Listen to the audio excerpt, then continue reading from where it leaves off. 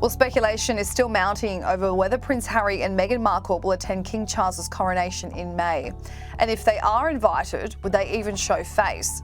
Buckingham Palace last night confirmed the proceedings for the May 6th weekend that will see Charles officially be crowned as king.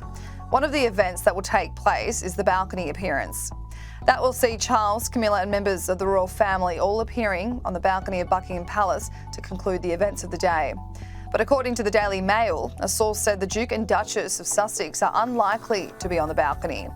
Lining up on the balcony is a historic moment for Britain.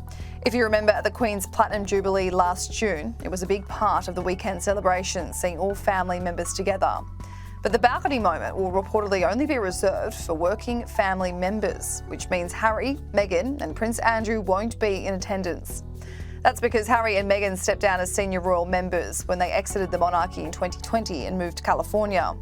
Prince Andrew, however, was stripped of his royal duties and military roles because of the sexual abuse allegations made against him by Virginia Giuffre. Even if they don't hold official roles in the coronation weekend, Prince Harry and Meghan are reported to still be invited, but it's up to whether they accept. Last week, royal historian and friend to the family Hugo Vickers told The Sun that he hopes Harry won't come, as it could deflect from the ceremony. That's because in the last few months, the two have been busy airing their 6-episode docuseries for Netflix, while Harry also dropped his memoir Spare this month. Both of those projects saw the couple make various bombshell accusations about Harry's family members, prompting questions over whether the Duke of Sussex could ever come back from this. How could he ever repair the relationship with his family? While partaking in his media blitz recently to promote Spare, Prince Harry was asked whether he could reconcile with his family. Between now and then. But, the door is always open. The ball is in their court. I want reconciliation, but first there needs to be some accountability.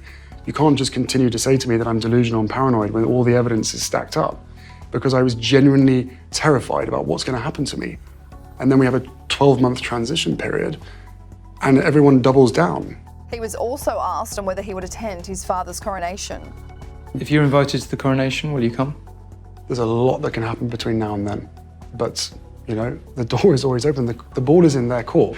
There's a lot to be discussed, and I really hope that they are willing to sit down and talk about it, because there's a lot that's happened in 6 years, and prior to that as well.